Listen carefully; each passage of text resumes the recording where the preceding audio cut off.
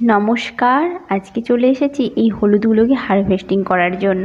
এই হলুদগুলো আমি March April মাসের দিকেই বসিয়েছিলাম।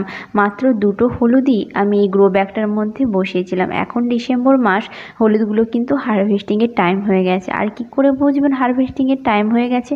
গাছগুলো যখন একদমই মারা যাবে তখনই কিন্তু হারভেস্টিং করে নিতে হবে, নয়তো মাটির নিচে থাকলে কিন্তু পচে যেতে পারে। আমি এখন এই হলুদগুলোকে হারভেস্টিং করছি।